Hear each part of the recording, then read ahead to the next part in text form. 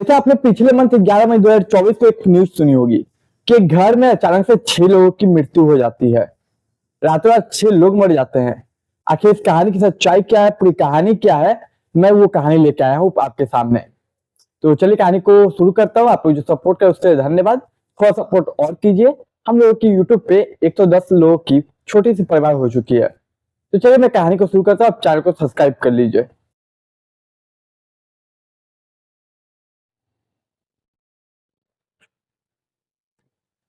तो देखिए कहानी है यूपी के सीतापुर की। सीतापुर में एक घर था जहाँ की ये कहानी है। उस घर में कई लोग रहते थे। होता क्या कि तारीख आता है 11 मई 2024। उसकी रात बोली या फिर सुबह कह सकते हैं 12 मई 2024 की। और सुबह 5 बजे का समय होता है। तो आप रात कहिए 11 मई का या फिर सुबह कहिए 12 मई का। तो होता क्या है कि अचानक से एक शख्स जिसका नाम उस घर में रहने वाला अजीत अजीत नाम के शख्स का आवाज आता है।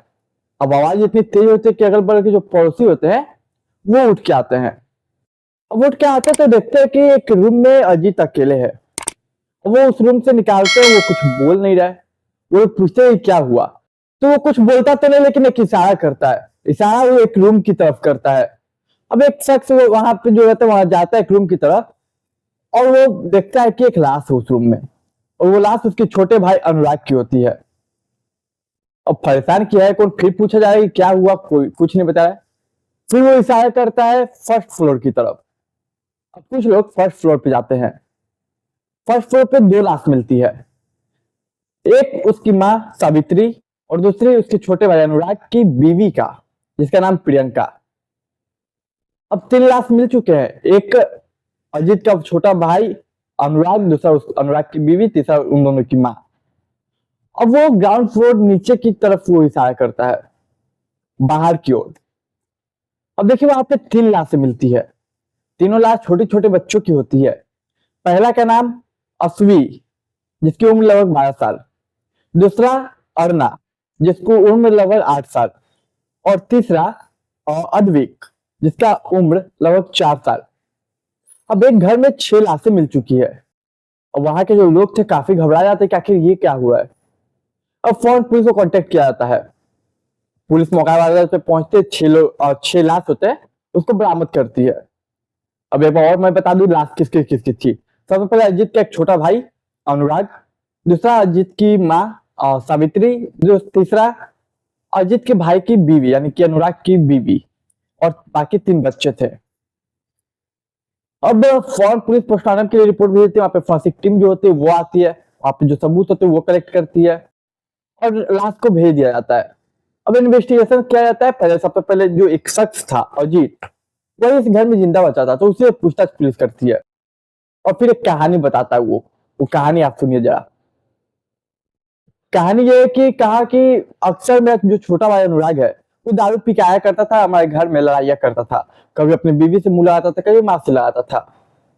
यूं हर रोज की तरह वो फिर से आता है 11 मई की रात और दारू पी के अपनी बीवी से लड़ता है। और लड़ाई कुछ ज्यादा बढ़ जाती है और इसी चक्कर में अपनी बीवियों को किसी चीज से मारता है। और उसके बाद वो गोली मार देता है। अब माँ इसी बीच आ जाती है बचाव करने के लिए। वो देखता नहीं है, वो अपनी माँ को भी मार देता है। अब देखिए माँ को मार दिया, बीवी को मार दिया। अब बाकी जो बच्चे होते हैं वो लोग आते हैं। चीख सुनता है क्योंकि आखिर गोलियां चली तो आ ही निकलेगी। तो बच्चे आते हैं, बच्चे को भी वो मार देता है एक एक करके। और फिर वो मेरी तरफ बढ़ता है मुझे मारने के लिए, लेकिन मैं एक रूम में जाके छुप जाता हूँ, पैक कर लेता हूँ खुद को। और कुछ समझ नहीं आता। फिर सुबह 5 बजे के लगभग मैं चिल्लाता हूँ तो पड़ोसी आके मुझे रूम से निकालते हैं। और पुलिस के मन में एक सवाल कि सब मर गया तो वो कैसे मरा, उसे किसने मारा, वो कातिल है तो बोलता है हो सकता है सर उसने खुद मार लिया, सुसाइड कर लिया हो। और वाकई में अनुराग को गोली लगी थी सर पे। तो ये मामले जैसे ही बाहर आया पूरा सुर्खियां बटोरने लगा कि रातों रात एक घर में 6 लोगों की मौत, आखिर क्या है वजह। पुलिस ने मीडिया के सामने ये बयान दिया ये एक ओपन एंड शट मर्डर है। एक जतमदीश है जो कि अजीत है उसके घर का भाई। उसने हमें पूरी कहानी बताई और ये ओपन एंड शट केस है। अब देखिए एक कहानी तो बता दी गई, एक चीज सुना दी गई।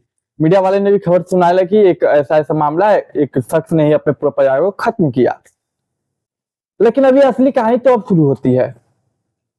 और उसी का प्रियंका जो है अनुराग की बीवी, उसका भाई आता है पुलिस स्टेशन, जिसका नाम अंकित सिंह है।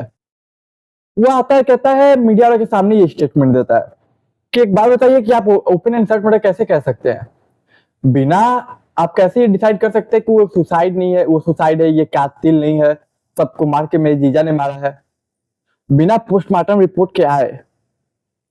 पर पोस्टमार्टम रिपोर्ट आई नहीं और आपने पहले ही डिक्लेयर कर दिया, ये कैसे? अब ये वीडियो जो मतलब मीडिया के सामने इसने बोला था, तो ये धीरे धीरे धीरे धीरे बहुत वायरल हो जाता है ये चीज।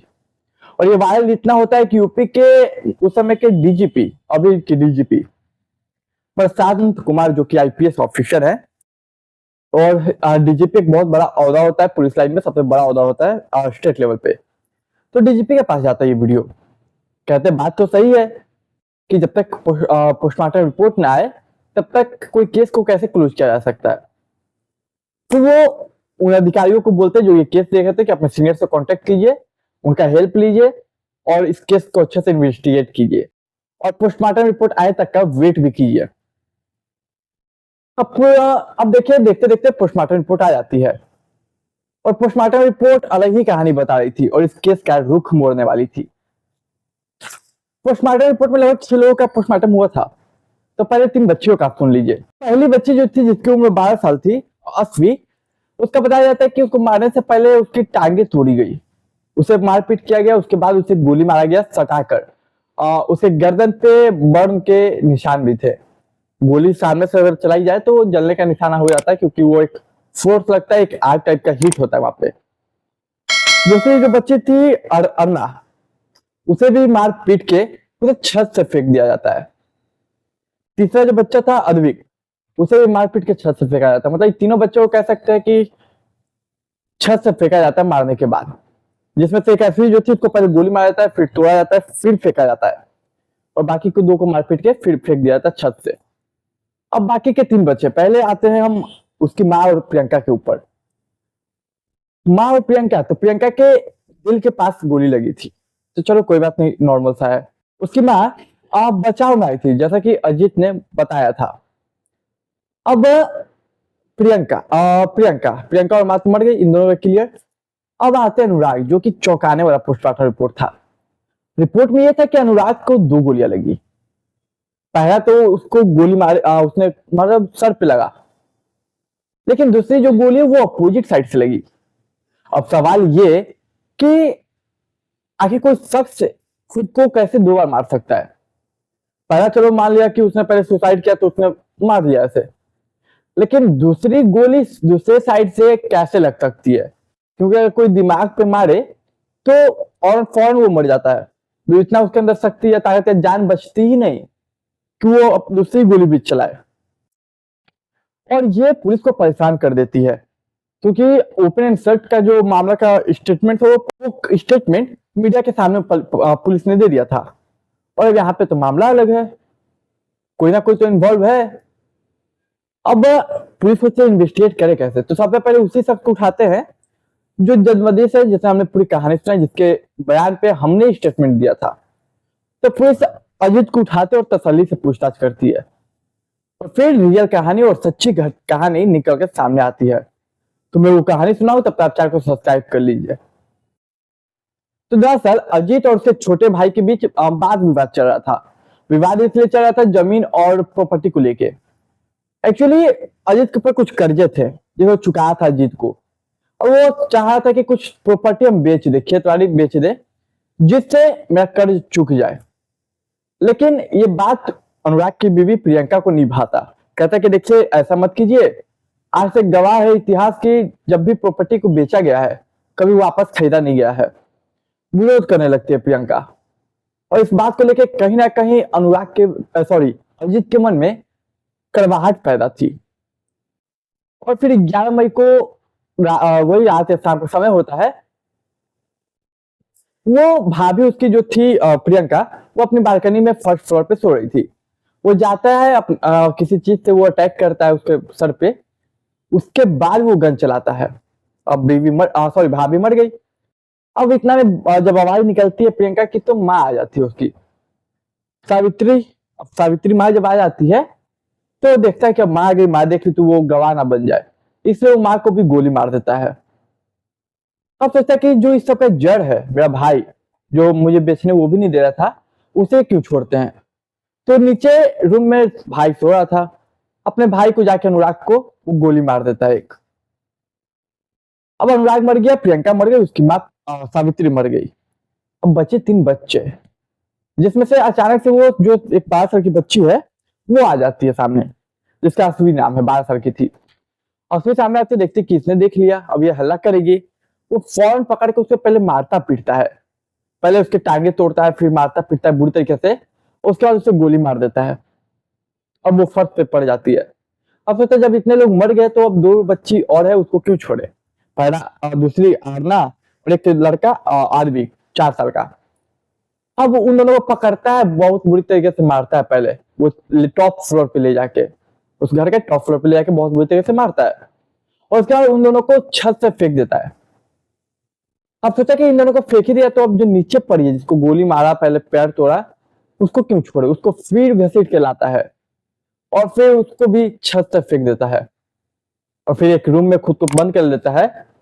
और फिर सुबह 5 बजे वो चिल्लाता है, और फिर पड़ोसी आते, इस तरीके से फिर मामला खुलता है। और देखिए ऐसा नहीं कि ये सब सडनली हुआ, बताया ये भी जाया गया कि उसने अपनी बीवी को, अपने परिवार को, माँ को छोड़ के अपने परिवार को, अपनी बीवी को उसने पहले ही कहीं और शिफ्ट कर दिया, दूसरी जगह भेज दिया था, सबको इधर उधर भेज दिया था। देखिए न जाने ये प्रॉपर्टी की कैसी लालच है जो एक परिवार को पूरे तरीके से खत्म कर दिया।